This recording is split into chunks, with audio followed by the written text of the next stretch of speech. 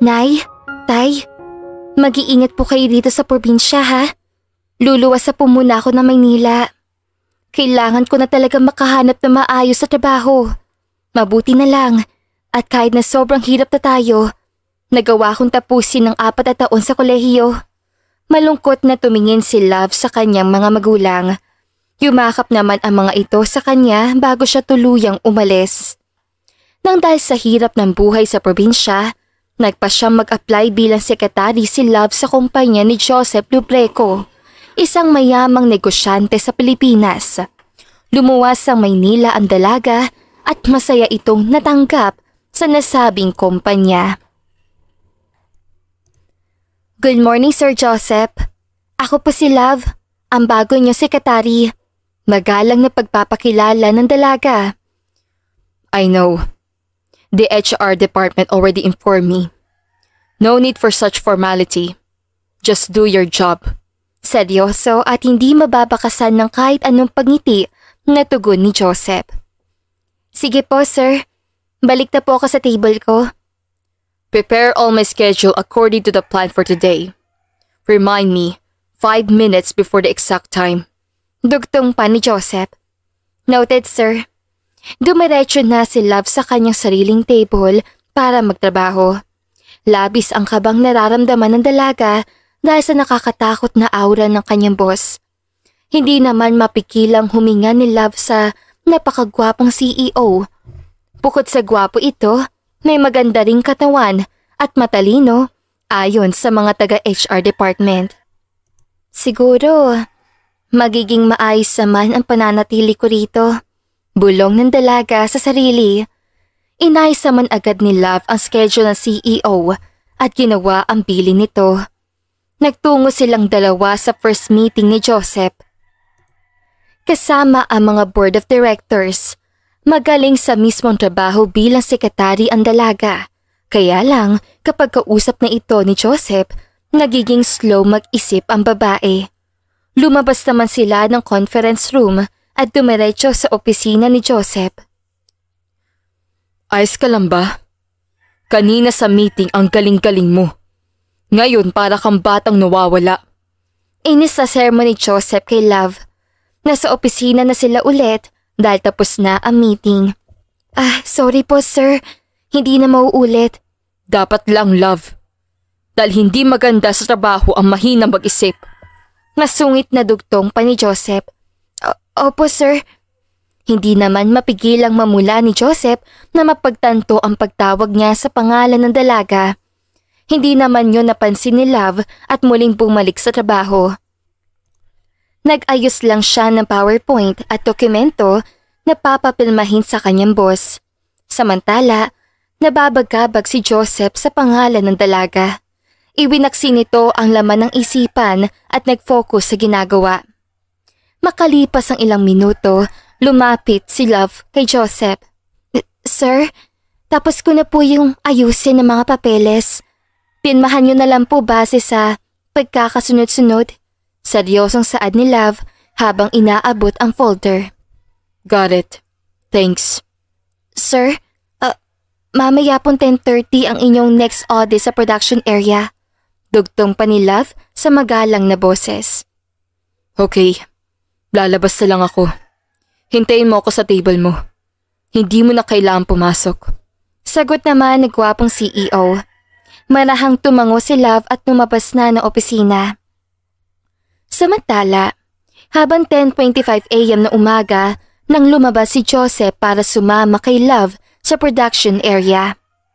Kamuntikan ng maatrasan ng forklift ang babae nang hawakan ito ni Joseph sa bewang para ilayo.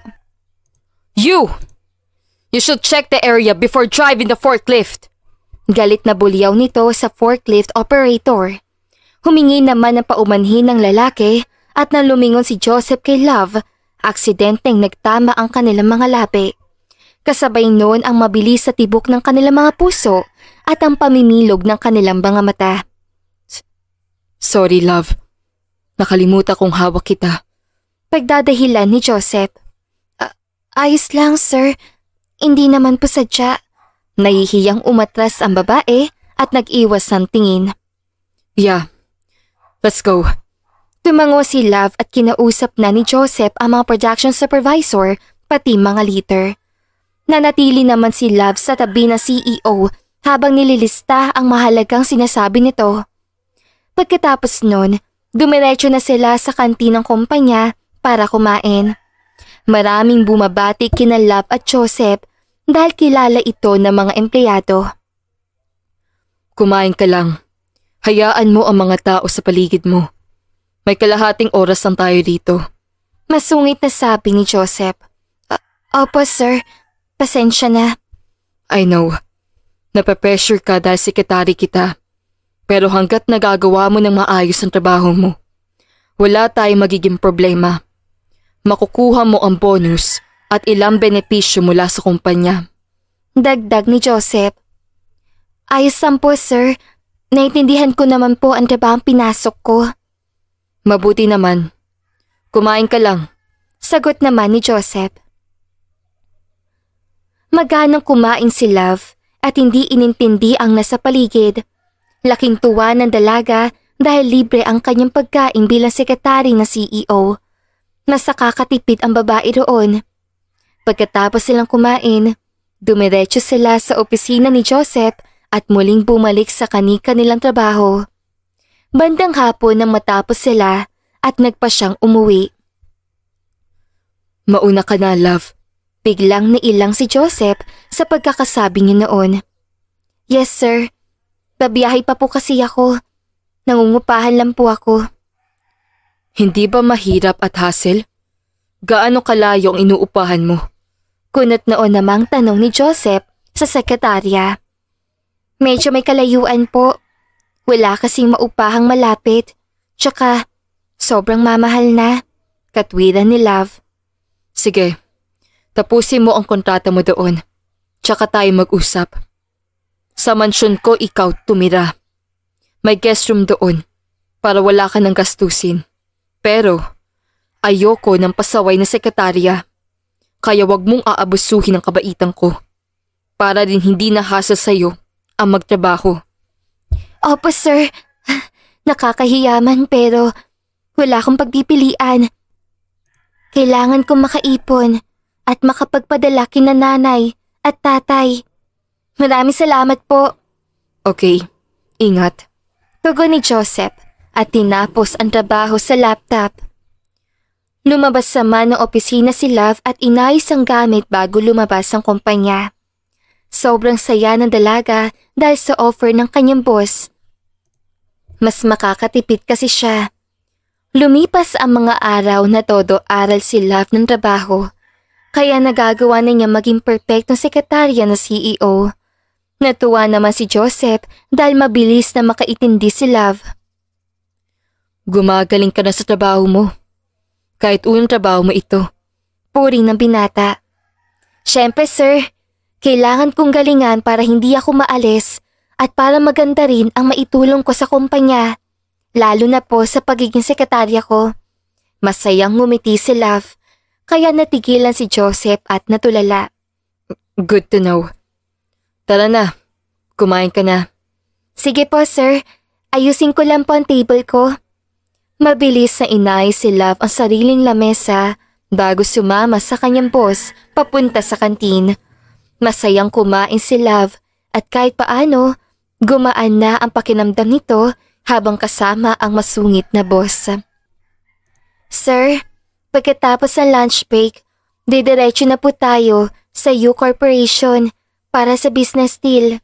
Paalala ni Love habang kumakain. Okay, kumain ka lang na maayos. Mamaya na tayo mag-usap. Sige po. Nahihiyang nagpatuloy si Love sa pagkain. Pagkatapos silang kumain, nagpahinga lang sila saglit bago naglakad palabas ng kumpanya. Agad silang sumakay sa kotse ni Joseph patungo sa U Corporation. Sinalubong sila ng gwardya at nang makilala si Joseph, agad silang pinapasok sa loob. Just make a list of important things and event. Don't mind the other things. Yes, Sir Joseph. Noted po. Good. Sabay silang umakyat ng elevator na bigla na lang umalog iyon Tumilapon si Love kay Joseph at napahawak ang dalaga sa matipunong dibdib ng gwapong CEO. Ganoon na lang ang paghaharumentado ng kanilang mga puso sa sobrang kilig. Napatitig si Joseph sa mala chestnut brown na mata ni Love. Namangha naman ang dalaga sa grayish na mata ng boss. Ayos ka lang ba? Opo sir, sorry. Tugon ni Love tsaka umayos ng tindig. Huminto naman ang elevator sa tamang palapag. Sabay silang lumabas si Joseph at tumiretso sa opisina ng CEO. Kinausap yun ni Joseph at nananatili namang attentive si Love habang nagsusulat ng mahalagang napag-usapan ng dalawa. Pumirma ng kontrata si Mr. Yu at ganoon rin si Joseph. Nang matapos nagkamayan sila bago nagpaalam si Joseph sa CEO. Thank you for a happy and successful cooperation. Magalang na yumuko si Joseph. Thanks a lot, Mr. Yu. Magalang na sabi naman ni Love. Ngumiti lang ang lalaki, tsaka naman lumabas sila Love at Joseph. Anong sunod kong gagawin? Sir, may meeting po kayo kasama ni Doc Palermo. Magbibigay raw siya ng schedule para sa medical examination ng mga empleyado. Tsaka, pag-uusapan niyo ang tungkol sa investment. Tugon ni Love habang nakatingin sa notes. Good. Let's go later. Bumiyahe sila matapos dumaan ni Joseph sa Starbucks. Bumili lang sila ng may inom roon dahil sobrang init. Samantala, dumiretso naman sila sa nasabing hospital para sa meeting ni Joseph kay Dr. Palermo. Biniro naman sila ng doktor na bagay raw sila ni Joseph. Hindi naman po, Doc. Masyado pong mataas at mayaman si Sir Joseph para bumagay ako sa kanya. Nahihiyang sagot ni Love. Halika na. Huwag mong intindihin niyang si Doc. Ganyan talaga ang mga gurang. Masyadong hopeless romantic. Piko na sabi naman ni Joseph. Hinawa na lang sila ng doktor at nanindigan sa kanyang sinabi. Muling lumabas ang hospital ang dalawa para bumalik sa kumpanya. Makalipas ang kalahating oras, nakarating sila sa kumpanya at bumalik sa kanilang mga trabaho. Hindi naman maalis sa isipan ng dalawa ang pang-aasar ng doktor. Bandang hapon na magpasya si Joseph, sumabay kay Love umuwi. Dahil napapaisip ang lalaki sa itsura ng tinutuluyan ng dalaga. Sir, uuwi na po ako. Ihahatid na kita. Sagot naman ni Joseph. Ha? Ihahatid niyo ako? Oo. Ayaw mo ba? Pauwi na rin ako. Para makatipid ka rin sa pamasahe mo. Dugtong pa ng binata. Nakakahiya naman, Sir Joseph. Abala po ako sa inyo imbis na makapagpahinga ka. Hindi ka abala, Love. Tara. Muli na namang natigilan si Joseph sa pagbanggit ng pangalan ng dalaga. Namula ang tenga nito. Sige na nga po. Tara sir, ituturo ko sa inyo ang daan. Sumama si Joseph kay Love papunta sa apartment ng dalaga. Makalipas ang isang oras ang biyahe, halos magsalubong ang kilay ni Joseph sa nakikita. Hindi nito maatim na ang isang dalagang kagaya ni Love magtitiis sa kapirasong tulugan at maggulong lugar para lang magtrabaho. Pasok po kayo sa loob, sir. Hindi na, Love. Aalis ka na rito. Mag-impake ka na ng gamit. Sa mansyon ko na ikaw titira. Ako na ang bahala magbayad ng upa mo. Ilang araw na lang naman. Mabilis sa sagot ni Joseph. Hindi na, sir. Nakakahiya naman po. Uunahin mo pa ba ang hiya mo? Paano kung mapahamak ka rito? Pero sir, natigilan si Love sa sinabi ng CEO. May punto ang sinabi ng lalaki at nagsimula na nga siyang mabahala dahil squatter ang kanyang napuntahan. Ilang beses nang may nagpapatayan at nauhulihan ng ipinagbabawal na gamot sa lugar. Walang magawa si Love kundi pumayag. Oo nga sir, dami ng anomalya dito. Kaya lang, wala akong pagpipilian. Sa Diyos ang pagtatapat ng dalaga. Kita mo na? Kaya halika na. Kakausapin ko po munang may-ari. Tsaka, aayusin ko lang ang mga gamit ko. Maraming salamat, Sir Joseph. At pasensya na po. Magalang na sabi naman ng babae. Sige lang. Magkano bang babayaran mo? 3,000 po, sir eh. Nahihiyang sagot ni Love. Here, take it. And pay her. Nagpasalamat muli si Love at nagpunta sa landlady para magbayad. Naintindihan naman ito ang ibig sabihin ng dalaga. Umalis sila roon, dala ang mga gamit ni Love. Makalipas ang 1 oras at kalahating biyahe, nakarating sila sa mansyon ni Joseph. Labis ang pagkamangha ng dalaga sa kanyang nakikita. Grabe! Ang laki at ang lawak! Nakakamangha! Parang palasyo to ah. Hindi mansyon lang. Simula ngayon, dito ka natitira. Hanggat sekretarya kita. Maraming salamat po, sir. Bakas sa magandang mukha ni Love ang labis sa kasiyahan. Sinamahan naman ang dalaga ng mayordomo sa magiging kwarto nito. Pagkatapos mag-ayos si Love, pinatawag siya ng kasambahay para sabayang kumain ang boss. Maganang kumain si Love na siyang kinatuwa ni Joseph ng palihim. Walang pasok bukas. Makakapagpahinga ka na maayos. May TV sa kwarto mo. Pwede ka manood sa Netflix. Swestisyo ni Joseph. Talaga, sir? Gusto mo bang manood para makapag-relax naman tayo? Makapag-relax tayo? Tila kinabahan si Joseph sa narinig. Pakiramdam ng lalaki, may ibang ibig sabihin si Love kahit wala naman. Oo, puro na lang po trabaho eh. Maraming magandang palabas ngayon sa Netflix. Masayang tugon ni Love. Sige, sa theater room na lang para komportable ako. Ano bang panonoorin natin? When Life Gives You Tangerines, sir. Maganda po yun. Nasayang sagot ni Love. Marahan tumango si Joseph bilang pagsang-ayon.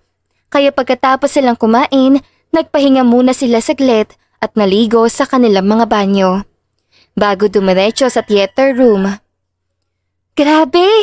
Hindi na kailangan magsine. Oo, para sa gaya kong sobrang busy at ayaw ng crowded place. Sagot naman ni Joseph. Pangarap ko rin magkaroon ng ganito. Ang swerte niyo naman, sir. Walang imposible. Basta maging madiskarte ka. Sa ngayon, magagawa mong nanood rito kapag gusto mo. Tugon ni Joseph. Masayang ngumiti at yumakap si Love sa boss. Natigilan ang dalaga na mapagtanto ang ginawa. Ganoon na lang ang paghaharumentado ng puso nila ni Joseph dahil sa pagyakap ng dalaga. Mabilis silang naghiwalay at nagkahiyaan. Naupo sila sa magkatabing upuan at nagsimulang manood. Unang arangkada pa lang, nakakakilig na. Napaka-green flag naman ni Gwansik. Puri ni Love. Pang ilang episode pa lang pero kilig na ang dalaga. Is that even possible? Nowadays, men prefer being ambitious than being in love. Nakataas kilay na sabi ni Joseph. Kaya nga sir, pinapakita ng istoryang ito na dapat maging sweet at green flag pa rin ang mga lalaki. Kahit na ganoon at kahit gaano kahirap ang buhay, dapat panindigan nyo yung pagmamahalan. Dugtong pa ni Love. Natapos sila ang buong palabas ang panay ang iyak ni Love. Naawa naman si Joseph dito kaya inabutan niya ng panyo. Marami silang natutunan sa palabas at biglang nagbago ang pananaw ni Joseph. Tila lumambot rin ang kanyang puso dahil sa panonood. Sabay silang lumabas ang theater room para matulog sa kani-kanilang kwarto. Ang sarap sigurong mahalin ng taong kagaya ni Gwansik, sabi ni Love habang nag-aayos ng kama. I see. Girls prefer a green flag man. Well, bulong ni Joseph na lagpasan niya ang kwarto ni Love. Sabay silang nahiga sa kama at napatitig sa kisame. Maya-maya pa, nakatulog na sila pareho sa magkabilang kwarto. Lumipas ang mga araw na naging ayos ang trabaho ni Love sa kumpanya ni Joseph. Unti-unti na rin nagkakaroon ng pagbabago ang trato at pakikisama ng binata sa kanya dahil alam ni Joseph na mapagkakatiwalaan naman si Love. Isang umaga, saktong kababango lang ni Love nang kumatok si Joseph. Gising ka na ba? Hindi ako papasok ngayon. Mauna ka na sa kumpanya.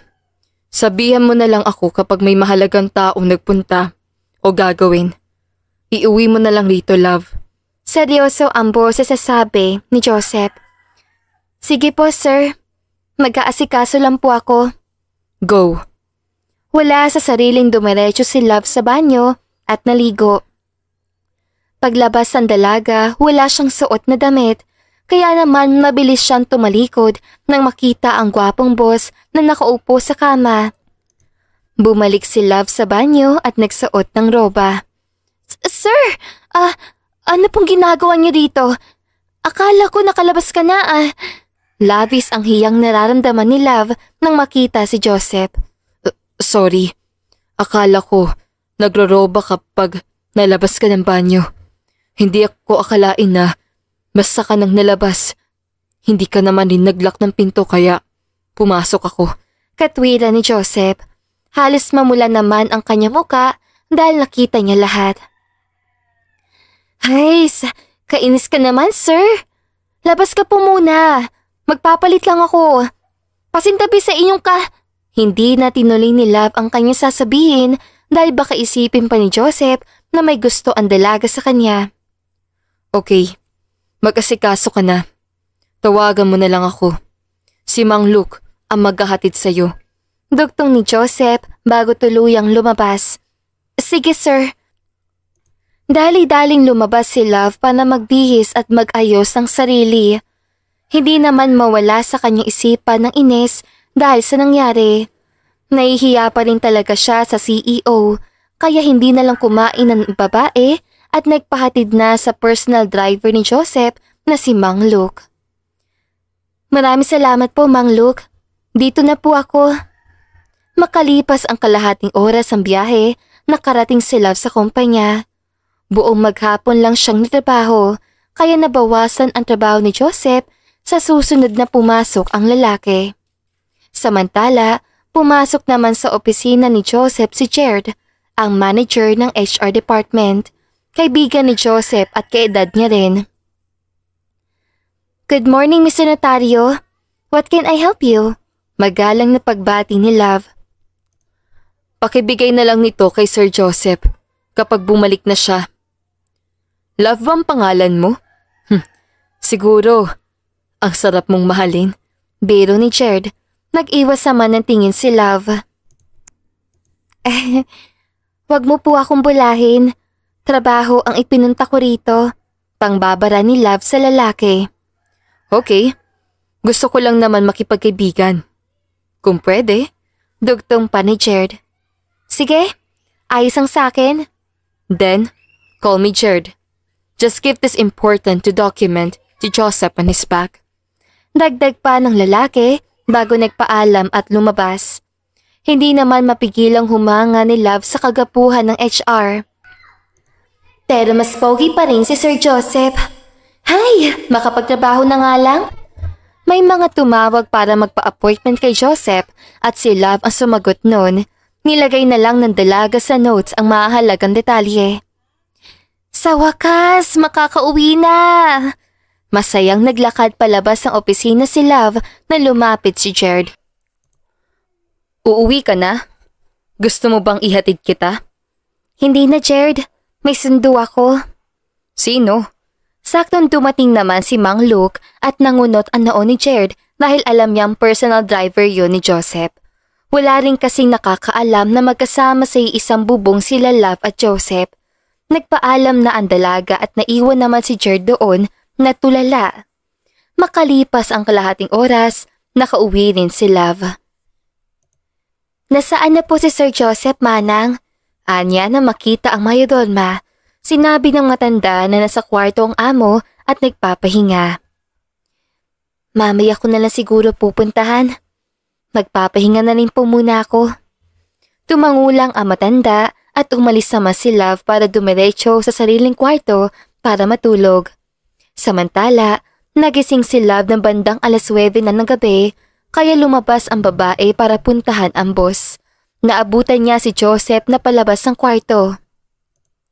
Sir, kanina po may mga nagpapa-appointment tapos may binigay na folder si Sir Jared. Dala ko po siya.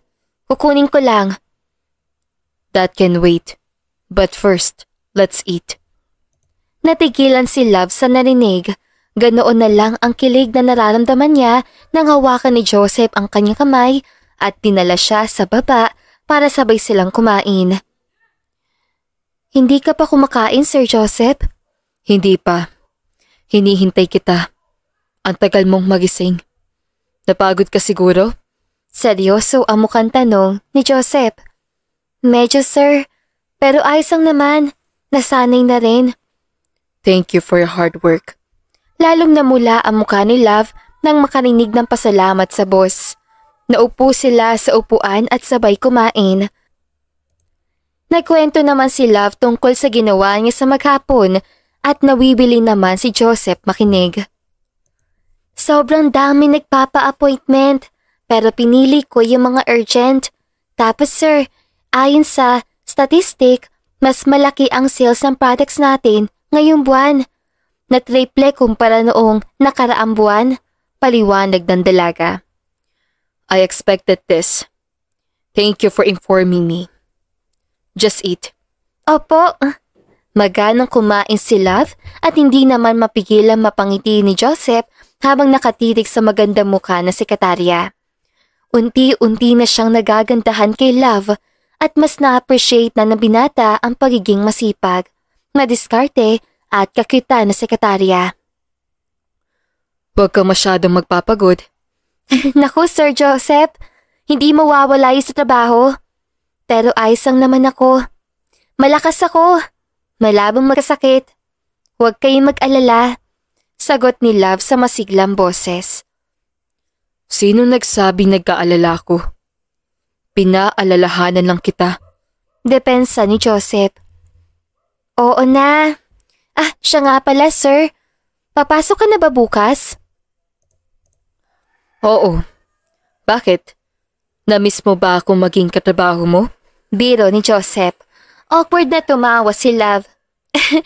Si sir talaga? Nakuha pa talaga magbiro. Alam naman niyang kailangan na CEO sa kahit saang kumpanya. Nakangusong sagot ni Love. Alam mo naman pala biro eh.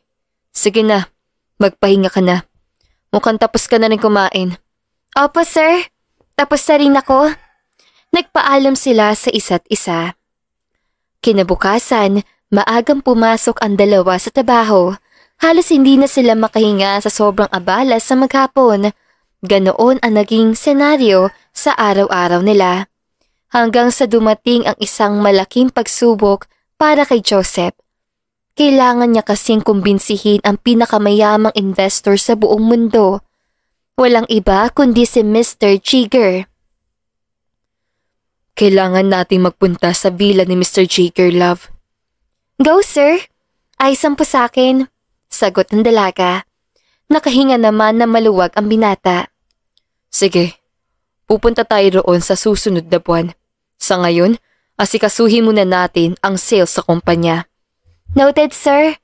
Ngumiti si Love kaya gumaan na pakiramdam ni Joseph. Samantala, matapos sila mag-usap, bumalik na si Love sa kanyang table. Saktong dating naman ni Jared at niyaya siyang kumain sa labas pagkatapos ng trabaho. Naku, Jared, sorry. Busy ngayon kaya hindi ako makakasama. Ayos lang, Love. Basta kapag free ka, text mo lang ako. Okay, sige. Alis mo na ako. Marami na naman kaming ginagawa sa HR department. Paalam ni Jared. Simula noon, naging malapit si Jared kay Love. Madalas tulungan ng binata ang dalaga. Kaya naman, mas nagkaroon lalo ng feeling si Jared dahil sa pagtulong niya sa babae. Isang araw, naabutan ni Love si Jared na tulala habang nasa gilid ng building. Ayos ka lang ba, Jared? Nag-aalalang tanong ni Love. Hindi. Namatay na ang papa ko. Condolence. Kaya mo yan. Pampalubag loob ni Love sa lalaki. Oo, kakayanin. Humawak naman sa kamay ni Jared si Love para pakalmahin ang lalaki. Biglang nabawasan ang lungkot na nararamdaman ni Jared para kay Love. Simula noon, hindi niya tinatantanan ang dalaga. Mas naging mabait si Jared kay Love. Samantala, natuloy naman si Love at Joseph sa villa ni Mr. Jigger sa Batangas. According to my research, Mr. Jigger lost her wife when he's 61 years old. It's been 10 years, that's why he's stuck up and obsessed with loyal couple who love each other eternally. Paliwanag ni Love. Dang it. How can we convince that old man? Halos pagsalubong ang kilay ni Joseph sa narinig. Sir, kailangan niyo maghanap ng kapareha na magpapanggap. Suggestion ni Love. Sino? Kayong bahala dyan, sir. Sagot naman ni Love. Okay. Hindi na ako lalayo. Ikaw ang magpanggap. Ha?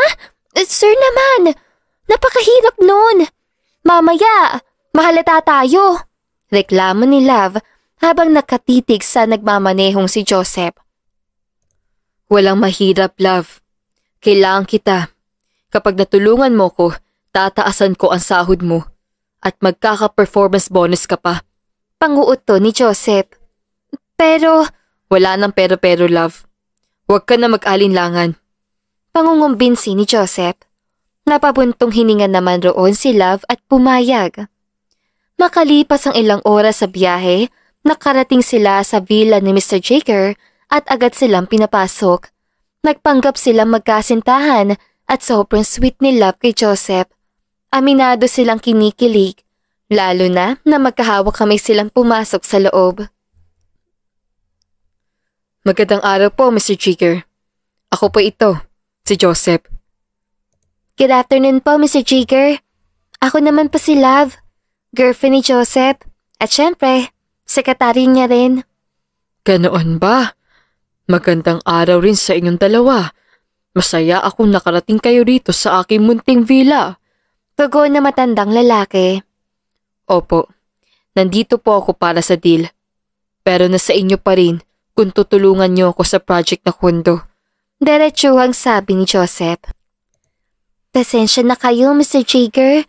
Sadyang negosyante itong boyfriend ko. Pero makakaasa kayong hindi namin kayo bibiguin. Segunda ni Love. Gaano kayo kansinsero sa isa't isa? Nakakatuwa naman na handang segundahan ni Love ang kanyang boyfriend. Tama yan. Hindi lang palaging lalaki ang namamalakad sa isang relasyon.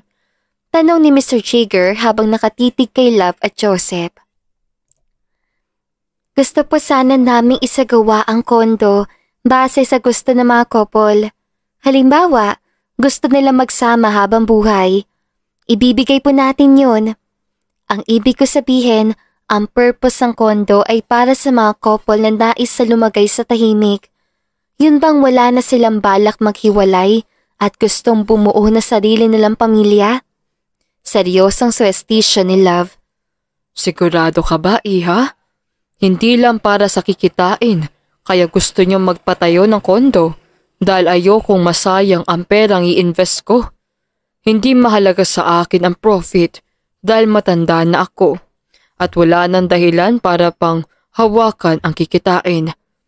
Pinaka-charity ko na yun. Seryosong tugon ng matanda. Huwag po kayong mag-alala, Don Jigger.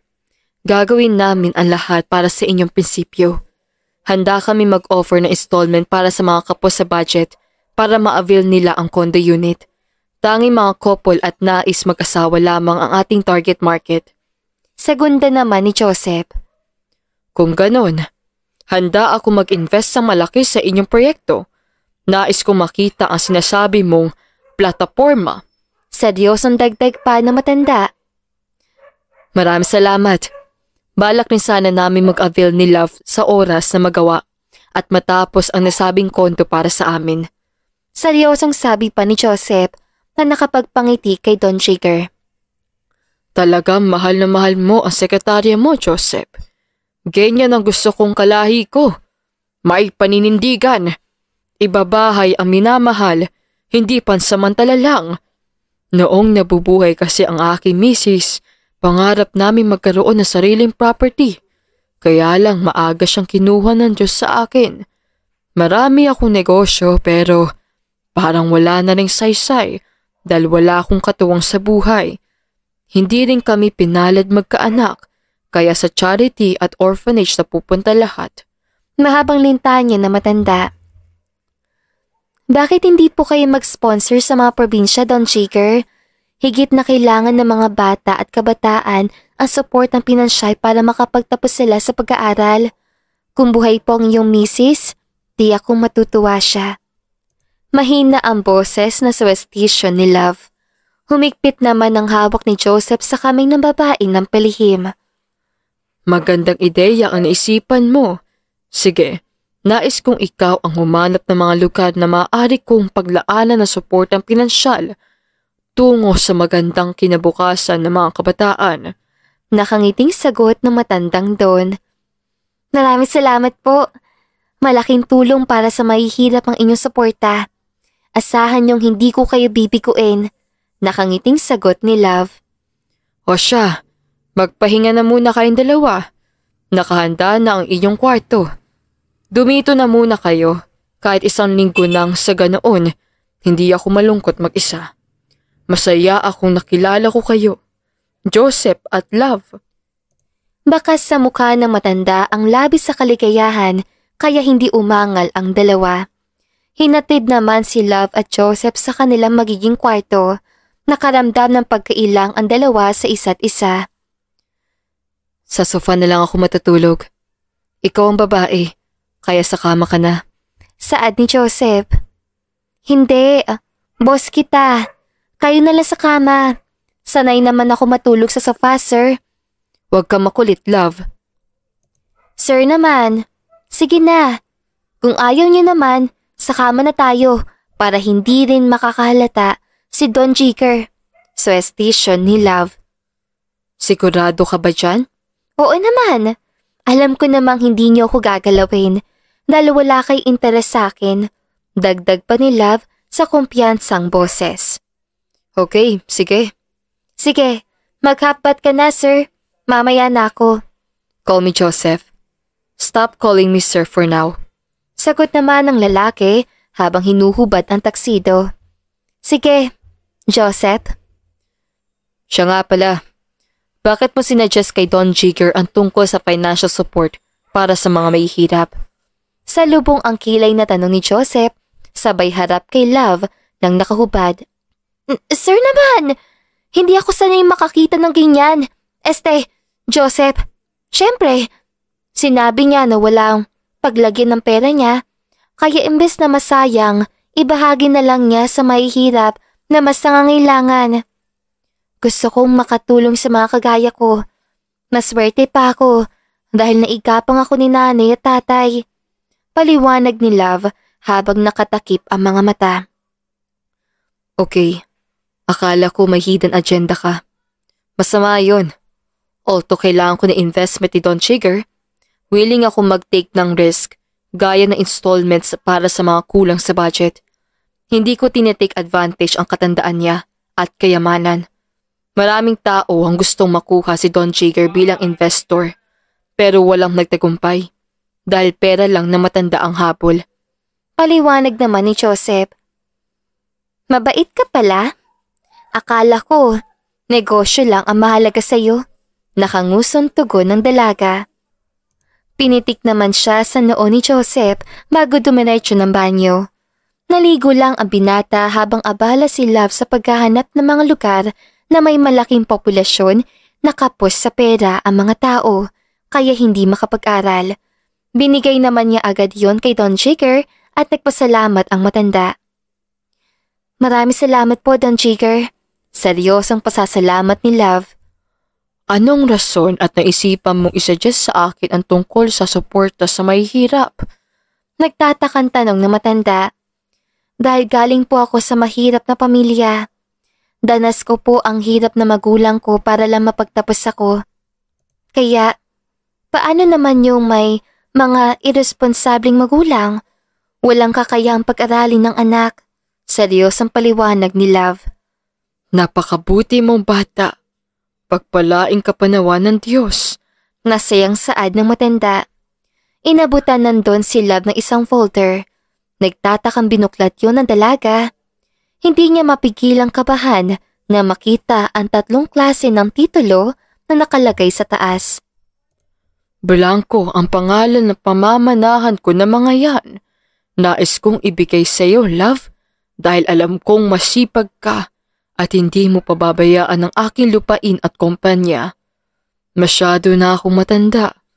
Malapit na akong mamahinga at samahan ang aking misis sa kabilang buhay. Seryosong sabi ni Don Jigger. Don Jigger, wala po akong balak kuhanin to. Masyado pong nakakabigla at ayoko pong isipin ng iba na masyado akong gahaman at mukhang pera. Ayos ang po sa akin maging sekretarya at nobe ni Joseph habang buhay. Kaya wag niyo nang ibigay. Ibigay niyo na lamang sa mas nangangailangan. Pagtanggi naman ni Love. Hindi. Para sa'yo to. Kanina noong kausap ko kayo, alam kong bukal sa kalooban niyo ang inyong mga sinasabi. Walang halong kaplastikan. Alam ko sa sarili kong magpapangalagaan mo lahat. Dagdag pa na matanda. Saka ko na po ito tatanggapin kapag wala na kayo. Pero hiling ko na pahabain pa ni Lord ang iyong buhay. Itabi niyo na lang po muna. Malay niyo naman, mabuhay pa kayo ng mas matagal. Dagdag pa ng dalaga. Hindi na, Love. Ayoko na. Na-enjoy ko na ang buhay. Pero kung hindi ka pa handang tanggapin, sige, ipapadala ko na lamang ito sa abogado ko sa tamang panahon. Maraming salamat sa pagiging tapat at genuine mo sa akin. Nakangiting sabi ni Don Jigger. Andito pala kayo? Tara na. Iyakag ni Joseph sa dalawa. Saan tayo pupunta? Ibinigay ko na kay Don Jigger ang listahan ng lugar. Paliwanag naman ni Love. Okay, kakain na tayo ng hapunan. Pinapasabi ng Maya Donma. Dugtong naman ni Joseph. Sumama naman sa kanila ang matanda at sabay-sabay silang kumain. Labis ang saya ni Don Jigger dahil pakiramdam niya may mga anak siyang kasama. Matapos silang magkwentuhan at kumain, nagpahinga lang sila saglit, tsaka nagpa siyang matulog.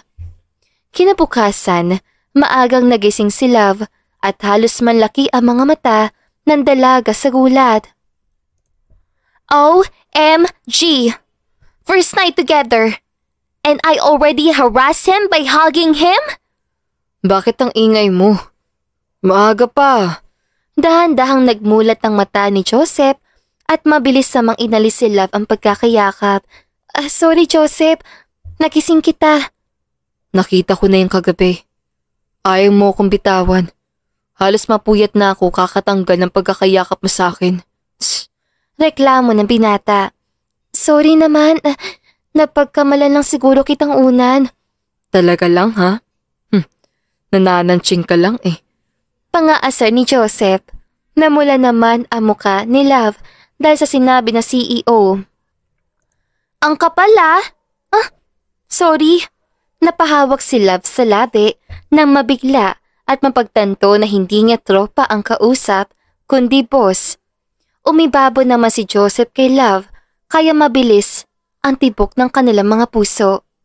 Pero tinuloy pa rin ni Joseph ang pangaasar sa sekretarya. Sino makapal? Nangaakit na tanong ni Joseph. Ako sir, sorry. Namumula ang mukhang tugon ng dalaga. Hindi eh. Ako ang sinasabihan mo. Gusto mo bang maparusahan ka? Seryosong tanong ni Joseph habang nakatitig sa magandang mga mata ni Love. Nagharumentado naman lalo ang puso ng dalaga dahil sa narinig. Napatitig naman si Joseph sa malambot na labi ng sekretarya. Sorry na Joseph, hindi ko na masadya. Napakapilyo mo kasi eh. Ang cute mo kasi. Pikon. Tumawa si Joseph at tila nahipnotismo naman si Love sa nakakakilig na tawa ng boss. Malakas siyang tinulak si Joseph palayo. Tumawa naman lalo ang binata bago bumangon. Gustuhin mang sipain ni Love ang CEO pero wala siyang magawa. Nauna ang dalaga sa banyo at naghilamos. Samantala, sumunod naman sa kanya si Joseph. Sabay silang lumabas para kumain. Hindi po namin nakikita si Don Jigger. Nasaan po siya? Magalang na tanong ni Love sa mayordomo ng mansyon. Oo nga. Segunda ni Joseph. Sumagot naman ang mayordomo at sinabing umattend ng business trip sa Taiwan ang matanda. Biglaan daw yun kaya walang nagawa si Don Jigger. Umalis naman agad ang mayordomo matapos sumagot. Anong gagawin natin? Ihintayin natin siya para malaman ni Don Jigger na talagang desidido tayo sa partnership. Seryosong sagot ni Joseph. Hindi ba nakakahiya? Hindi. Bisita niya tayo. At wala naman siyang sinabi na umalis na tayo. Dagdag pa na CEO. Okay, sige. Sabay silang kumain at nagpasyang maglakad-lakad sa tabing dagat ng umagang iyon. Sobrang aliwalas ang buong paligid, kaya naman magaan ang pakiramdam ni Love habang nakatingin sa karagatan at buhanginan. Ang sarap sigurong manirahan sa ganito, no? Payapa. Oo, kung may kasama, pero boring kung mag-isa. Tugon ni Joseph. Kung sabagay, nakakalungkot naman talaga mag-isa. Siguro nalulungkot si Don Jigger, no? Bakit kasi hindi siya nag-aasawa ulit? Shh, Love.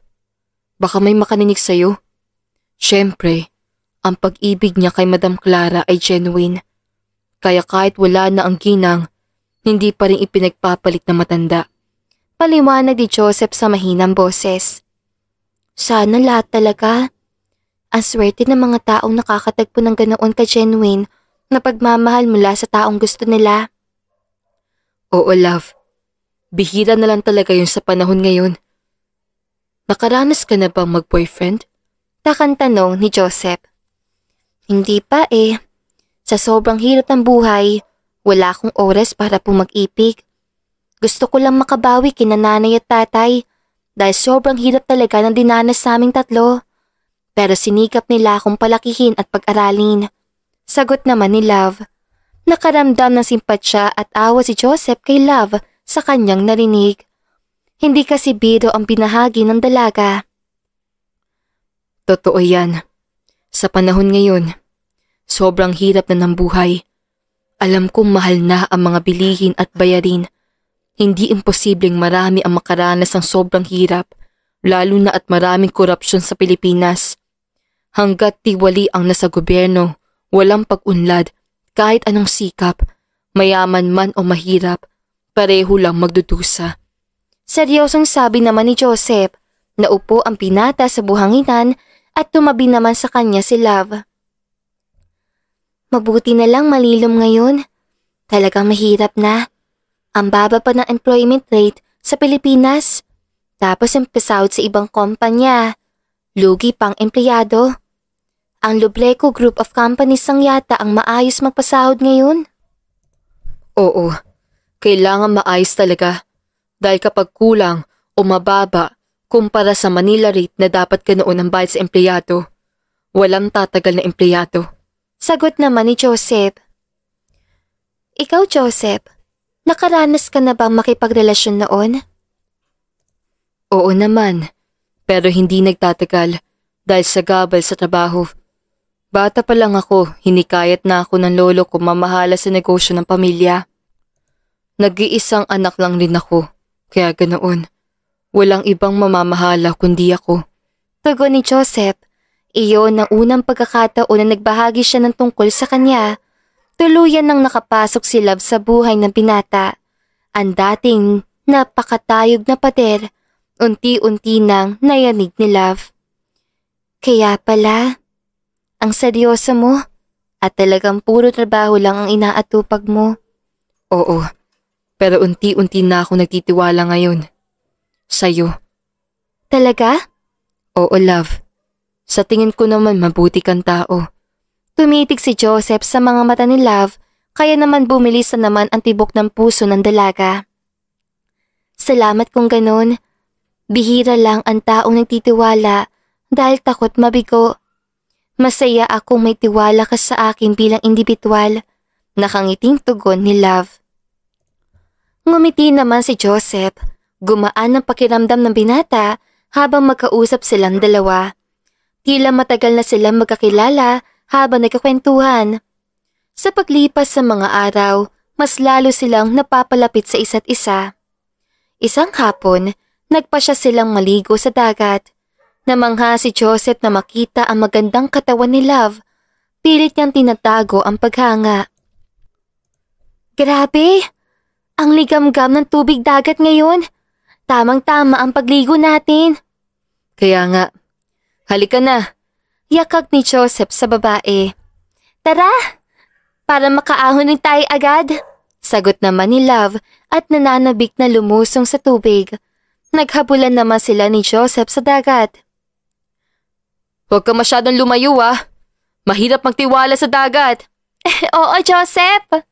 Nagtawanan sila nang mahuli ng binata si Love at inihagis ang dalaga sa tubig. Panay naman ang tili ni Love habang inihagis. Ilang beses na rin siyang nakainom ng tubig pero hindi doon natapos ang kanilang harutan. Umahan sila at naghabulan sa tabing dagat. Nang mahablot ni Joseph si Love, bumagsak sila sa buhanginan at nagtama ang kanilang mga lapi. Sorry, Love. Tila malambing ang pagkakasabi na ni Joseph, kaya nadagdagan ang kilig na nararamdaman ni Love. Naiintindihan ko. Tinulak ni Love si Joseph. Lihim namang napangiti ang binata. Halika na. Palalim na ang gabi. Kanina pa tayong hapon dito. Yakag ni Joseph sa babae. Tara, baka sipunin pa tayo pareho nito. Sabay silang naglakad papasok ng villa. Naunang naligo si Love at nagbanlaw naman si Joseph pagkatapos ang babae. Nagpasya ang lalaking agawin ang blower sa kamay ni Love. Hindi naman mapigilang kiligin ng dalaga sa simpleng effort ng gwapong CEO. Marahang binlower ni Joseph ang buhok ng dalaga na nagustuhan naman ito. Madalas kitang nakikitang naggaganito. Nahihiya lang ako makialam. Ngayon, ayos na. Ako na, para hindi ka mahirapan. Seryosong sabi ng binata. Salamat.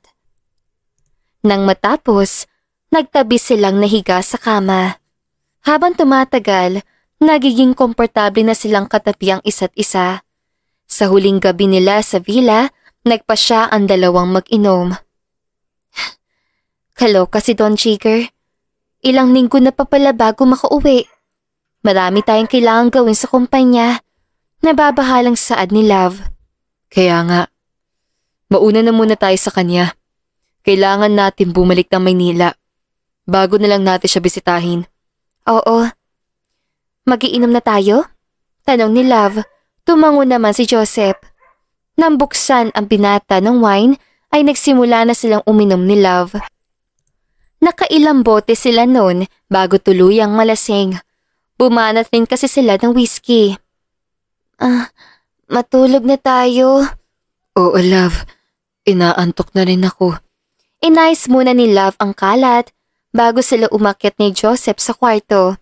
Para naman silang mga baliw sa paggewang-gewang hanggang sa nakarating sila sa kwarto kung saan sila natutulog.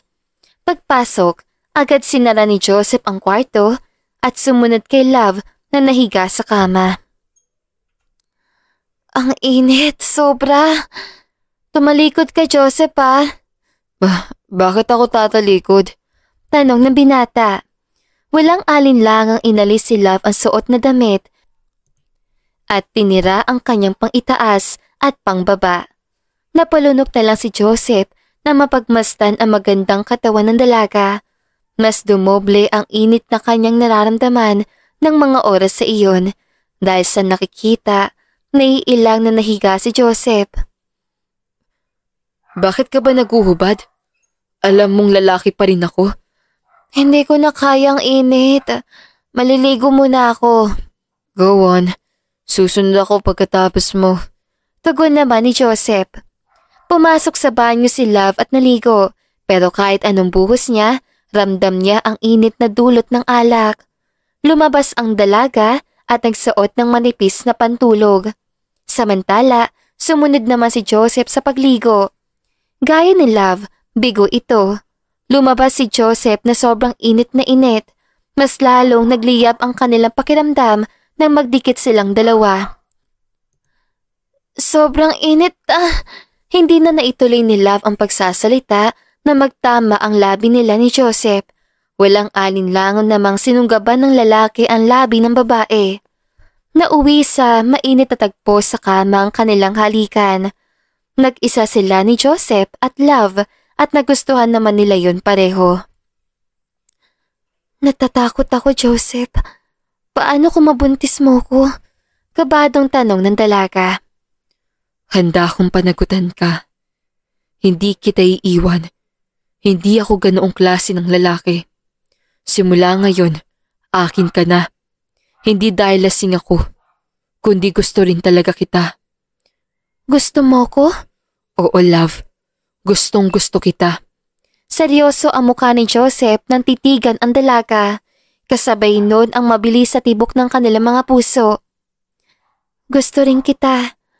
Nahihiya lang akong umamin, pero talagang malakas ang dating mo sa akin. Matamis na sagot naman ni Love. Namula naman ang tenga ni Joseph roon sa sobrang kilig. Samantala, muling inangkin ni Joseph ang babae sa buong magdamag. Napagtanto niya rin na siya ang nakauna kay Love. Kaya nangako siyang pananagutan ang kasintahan. Nakatulog naman sila sa sobrang pagod. Samantala, maagang nagising si Joseph kinabukasan at nag-asikaso. Nahirapan naman si Love kumilos dahil sa pananakit ng kanyang katawan. Ayos ka lang ba? Gusto mo bang kargahin kita?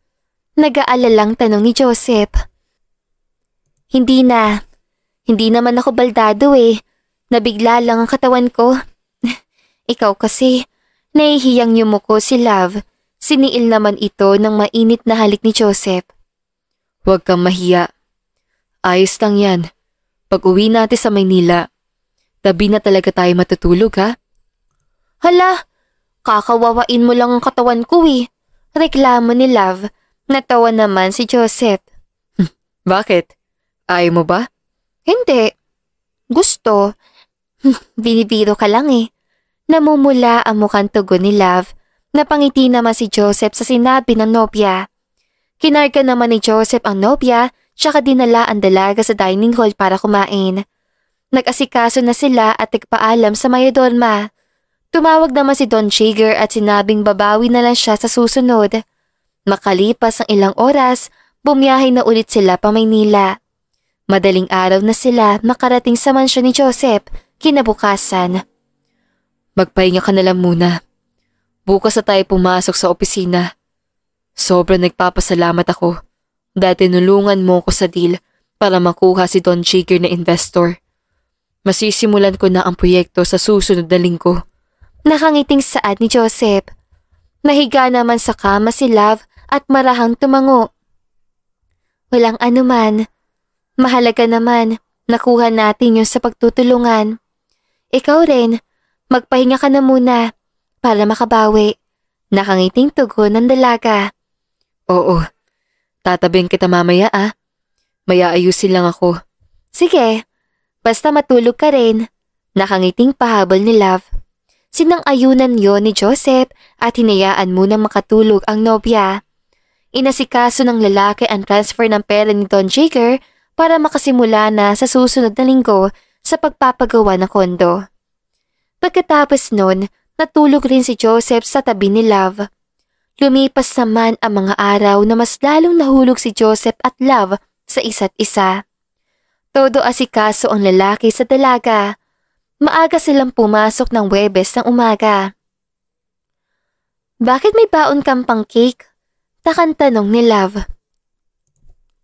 Siyempre, ayoko magutom ka. Huwag kang masyadong magpakapagod sa trabaho Paalala ni Joseph. Para sa akin to? Oo naman, para sa'yo. Kanino pa ba? Nakataas ang kilay na tugon ni Joseph. Thank you. I love you so much. Kinikilig na sabi naman ni Love na mula ang mukha ni Joseph sa sinabi niyo ng dalaga. Dapat kiss ang reward eh. Biro ni Joseph. Nagulat siya nang halikan ni Love ang labi niya ng mabilis. Namula ang muka at tenga ni Joseph dahil sa kilig. Samantala, kinain na muna ni Love ang cake bago nagtrabaho. Naging abala naman si Joseph sa mga papeles na naiwan noong isang araw. Habang gumagawa ng PowerPoint, lumapit si Jared kay Love na may dalang pagkain. Kakain mo lang? Sayang. Ang tagal mong nawala, Love ah. Kamusta? Namiss kita. Seryosang sabi ni Jared. Ha? Oo. Kakatapos ko lang. Bigay ni Sir Joseph. Oo nga eh. Nag-focus kasi kami sa kliyente kaya natagalan ng business trip. Masisimulan na ang condo unit para sa mga lovers. Masayang pagbabahagi ni Love. Pupunasan sana ni Jared ang dungis ang dalaga nang mabilis sa lumayo si Love at siya mismo ang nagpuna sa sarili. Salamat. Kaya ko naman. Saad pa ng dalaga. Okay. Si Joseph pa rin ba ang kasabay mo mamayang tanghalian?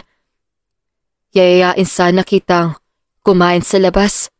Heto pala, baka magutom ka mamaya. Inabot ni Jared ang hawak na paper bag kay Love pero tinanggihan niyo ng dalaga. Ayos lang ako. Pasensya ka na, Jared ah. Si Sir Joseph talaga palaging kasabay kong kumain eh. Pagtanggi ni Love, nasaktan naman si Jared sa sinabi ng dalaga. Ayos lang. Naintindihan kita. Huwag kang mag-alala. Ngumiti na lang si Jared ang alanganin. Ramdam niya na umiiwas si Love sa kanya, pero hindi niya pa rin mapigilang magkagusto sa dalaga. Pasensya ka na ha. Ayos lang. Hintayin ko na lang na maging bakanting araw mo. Balik na ako sa trabaho ah. Seryosong sabi ni Jared at naglakad na paalis. Napabuntong hininga na lang si Love habang nagtatrabaho. Sinamahan niya si Joseph na magkaroon ng meeting ang nobyo kasama ang mga board of directors. Naging mas maayos ang samahan nila dahil nagagawa na ni Love ang trabaho. Tila gabay na talaga ng babae ang ginagawa. Halika na. Mabuti at natapos agad. Gusto ko nalang magpahinga muna sa opisina para malambing kita. Bulong ni Joseph. Huy, tumigil ka nga. Nandito kaya tayo para magtrabaho. Ikaw talaga. Namumula ang mukhang sagot ni Love. Tumawa lang si Joseph at nagpunta na sila sa opisina. Sinara ng binata ang pinto at kinorner ang nobya sa pader. Kinabahan naman si Love na may halong pananabik.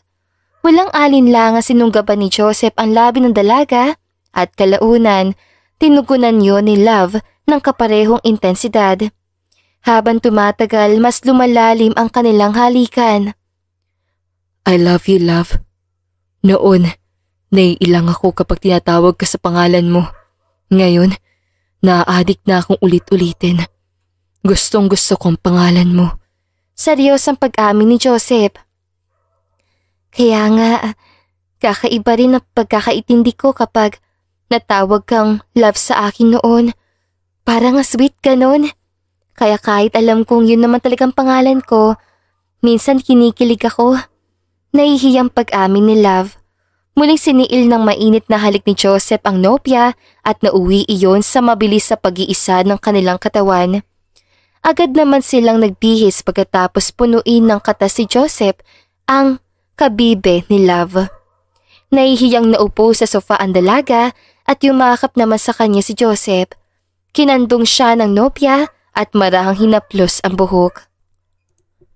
Nakita ko ang pagkain sa lamesa mo. Sino ang nagbigay nun sa'yo? Baka sa boses si Joseph ang selos. Si Jared, pero ayokong kainin. Busog na ako sa cake mo.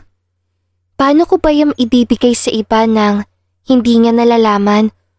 Mamaya pag-uwi, ibigay mo sa mas nangangailangan. Bakit ka binibigyan? Ewan ko dun. Noong nakaraan pa ako niyayaya nung kumain sa labas. Alam niya namang ikaw ang kasabay ko kumain. Minsan nag-o-offer rin siya na ihatid ako. Pero hindi ako pumayag dahil sa bahay mo ko uuwi. Paliwanag ng dalaga. What? Did he say that? Oo, pero hindi naman ako sumasama. Katwiran ni Love. Kung hindi ka pala sa masya umuuwi, baka pumayag ka? Ganyan ang pagkakaintindi ko sa huli mo sinabi. Salubong ang kilay na sagot ni Joseph. Umayos ka nga.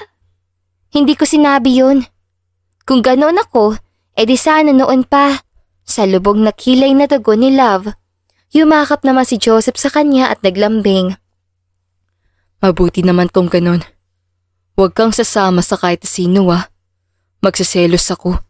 Nakasimangot na bili ni Joseph. Oo naman. Ikaw rin dapat. Sagot naman ni Love. Marahang tumango si Joseph. Labis ang kilig na nararamdaman ni Love na mga oras sa iyon. Matapos silang maglambingan, muli silang nagtrabaho. Bandang gabi na sabay silang umuwi ni Joseph. Nakita naman ni Jared na sumakay ang dalaga sa kotse ng binata. Lihim na nasaktan ang lalaki. Labis ang pagsisisi ni Jared na inaprubahan ang aplikasyon ni Love at hindi niya yun inilipat sa HR department. Mas malapit sana tayo ngayon kung sa department kita napunta. Love. Anya sa sarili.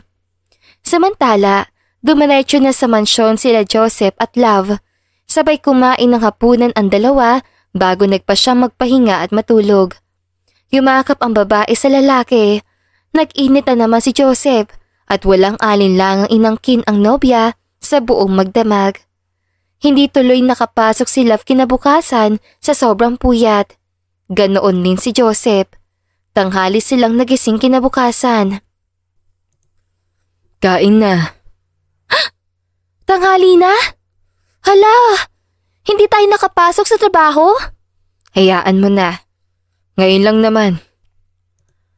Sorry, napagod kita na sobra. Humalik si Joseph sa noo ng nobya. Kinilig naman si Love. Sorry ka dyan. Ikaw talaga? Hayaan na nga. Ikaw naman na CEO. Buti walang mahalagang appointment ngayon. Pwede ilipat bukas. Sagot ni Love sa seryosong boses. Oo nga. Kaya malakas ang loob kong puyatin ka. Tumatawang sabi naman ni Joseph. Namula ang mukha ni Love sa hiya. Dinala ni Joseph ang nobya sa banyo para makapag-asikaso ng dalaga. Pagkatapos sila doon, sabay silang lumabas para kumain ng tanghalian. Gutom na gutom naman si Love habang kumakain dahil hindi nakapag-umagahan. Hinay-hinay lang. Wala namang aagaw. Sorry naman. Masarap kumain Tugon ng dalaga. Matapos silang kumain, nagpasya silang maglakad-lakad sa may hardin. Medyo malilom kasi doon. May jokes ako, biglang sabi ni Love. Napalingon naman si Joseph sa kanya. Sige nga, ano yun? Ano ang mas maraming sakay? Jeep o ambulansya? Siyempre jeep. 10 laman nun Tugon ni Joseph. Mali. Ambulansya kaya kasi 50-50 ang sakay. Baliw ka, Love. Humagalpak ng tawa si Joseph sa narinig. Oh, eto pa. Anong pagkakaiba ng biology at sociology?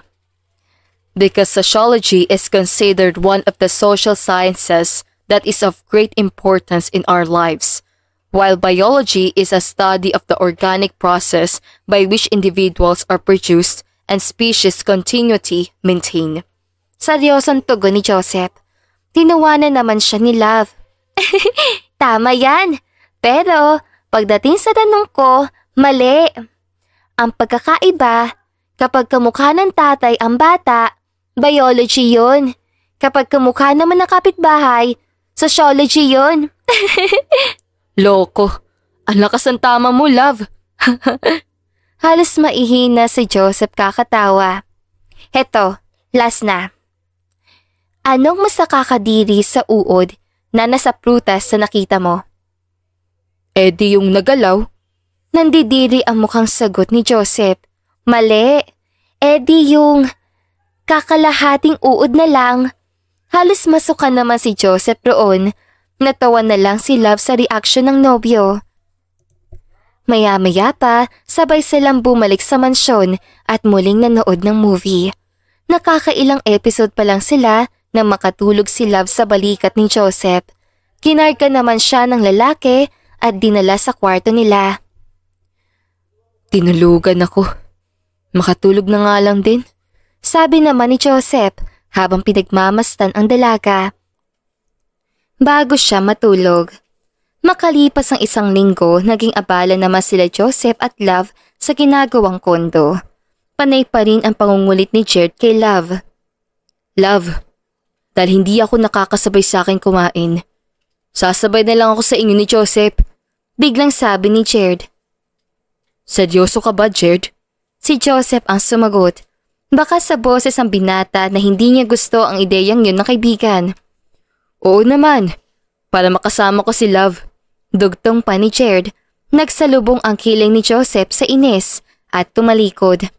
Sakto namang kumakain na sila doon. Sumunod si Jared sa dalawa. Love, baka gusto mo ng hipon. Heto oh. Nilagyan ni Jared ang plato ni Love at taalisin na sana ng dalaga yon nang nagpumilit si Jared. Allergic si Love sa ganyan. Singit naman ni Joseph. Ganun ba? Sorry. Heto na lang, clams. Hindi naman siguro allergic rito si Love, no? Dagdag pa ni Jared. Tama na. Ako na lang ang kukuha. Salamat na lang, Jared. Kumain na rin kayo. Seryosong sagot ni Love. Tila naging awkward naman ang paligid dahil sa nangyayari. Nakatapos sila sa pagkain at nagpa siyang bumalik na ng kumpanya. Ganoon na lang ang pangungulit ni Jared sa araw-araw hanggang sa hindi na nakatiis ang lalaki. Nagkaroon ng Christmas party sa kumpanya at hinarap ni Jared si Love kahit nandoon si Joseph. Love, matagal na kitang gusto. Ngayon, hindi ko na kayang itago pa. Matagal akong naghintay. Buong akala ko kapag napapasok kita sa kumpanya ito, mas mapapalapit tayo sa isa't isa. Sana sa HR department na lang kita dinala. Seryosang pag-amin ni Jared. Sorry, Jared. Hindi kita gusto. Kami na ni Joseph. Matagal na. Nakayo kong sabi naman ni Love. Nasaktan si Jared sa narinig. Doon na lumapit si Joseph. Sorry pare. Akin siya. Seryoso ang mukhang sabi naman ng lalaki. Pasensya ka na, Jared.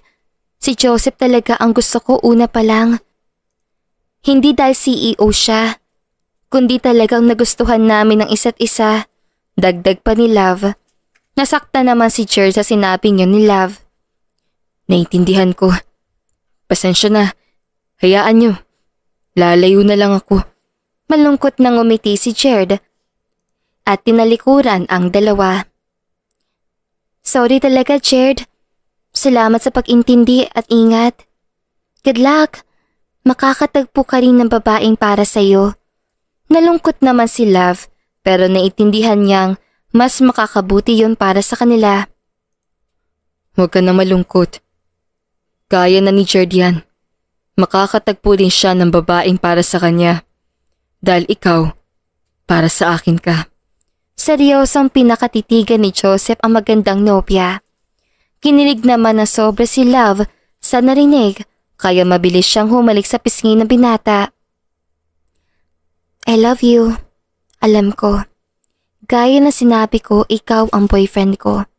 Walang pwedeng umago sa'yo sa'kin. Nakangiting sagot naman ni Love. Oo naman. Sa'yo lang ako. At akin ka lang. Kahit anong mangyari, walang pwedeng umagaw sa'yo. Tugon ni Joseph at siniil ng mainit na halik si Love sa labi. Tinugon naman yun ng dalaga. Tumigil sila sa halikan at nagpa siya na lang umuwi.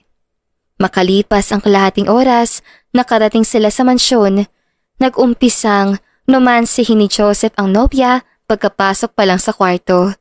Hanggang sa nadala si Love at pareho na silang walang suot, muli silang naghalikan at nauwi sa mainit na tagpo sa kama. Ilang beses pinuno ni Joseph ng kanyang puting likido ang nobya. Mahal na mahal kita, Love. Mas mahal na mahal kita, Joseph. Tugon ni Love, sabay silang nakatulog ni Joseph sa sobrang pagod. Simula noon, mas lumalim pa ang kanilang pagmamahalan. Umalis naman si Jared at nagpakalayo-layo. Samantala, binisita ni Don Jigger ang ginagawang kondo, kaya nagkabanding ulit sila nila Joseph at Love. Nagawa na rin tulungan ng matanda ang mga bata sa kanilang pag-aaral sa mga lugar na ibinigay ni Love. Maraming salamat po, Don Jigger. Nakangiting saad ng dalaga. Walang anuman. Masaya akong ginagawa ng kondo. Matatagalan ito, pero alam kong marami ang makikinabang. Tugon ni Don Jigger.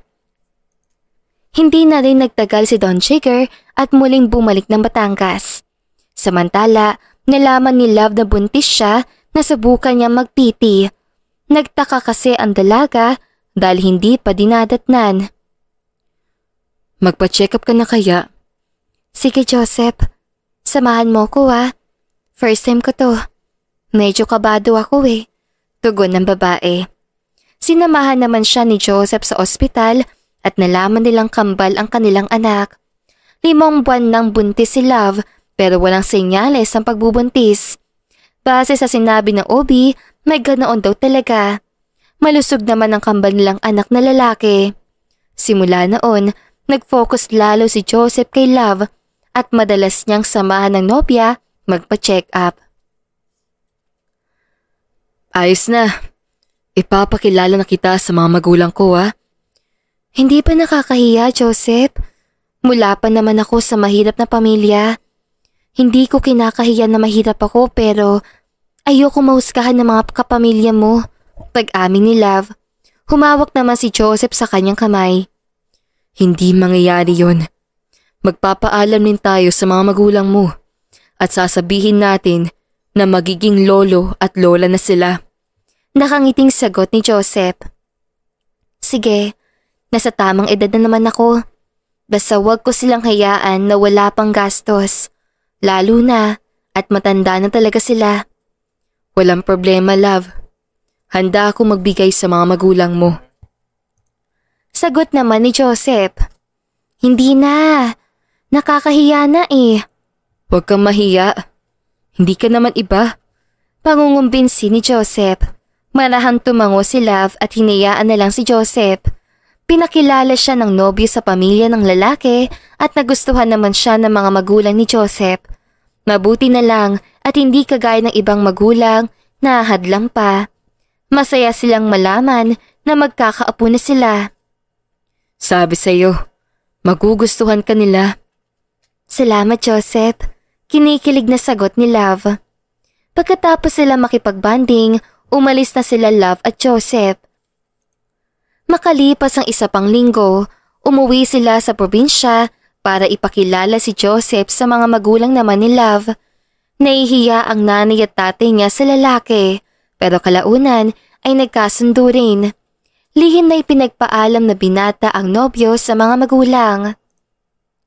Natuwa rin ang mga magulang na babae nang malamang nagdadalang tao na si Love at pananagutan naman ni Joseph. Sige na nanay at tatay. Babalik na lang kami kapag nailabas ko na ang kambal. Paalam ni Love. Bibisita na lang po kami ulit. May aasikasuhin pa po kami sa Maynila. Alam niyo na. Sabi naman ni Joseph. Marahang tumango ang mga magulang ni Love bilang pagpayag. Muli silang lumuwas sa Maynila at makalipas ang ilang oras sa biyahe, nakarating sila sa Maynila sakay ng chopper. Hindi kasi pwede matagtag ang babae. Samantala, nagulat si Love nang makita ang hinandang dekorasyon ni Joseph sa mansyon mula sa himpapawid. Matagal ko nang gustong sabihin sa'yo to. Kaya lang sobrang daming nangyayari. Nagiging abala ako at ikaw. Pasensya ka na kung medyo natagalan at malapit ka na mga anak kung kailan naman. Pero Love, Gusto ko lang sabihin sa'yo na wala akong ibang babaeng gusto makasama habang buhay kundi ikaw. Will you marry me? Seryoso ang mukhang tanong ni Joseph habang hawak ang singsing. Oo, wala naman ako ibang gustong makasama rin, kundi ikaw. Mahal na mahal kaya kita. Naiiyak na tugon ni Love. Yes! Mas mahal kita, sobra love. Thank you. Masayang tugon ni Joseph at sinuotan ng singsing ang fiancé. Nang bumaba ang chopper, agad siniil ng mainit na halik ni Joseph ang fiancé. Tinugunan naman yun ni Love habang umiiyak sa sobrang saya.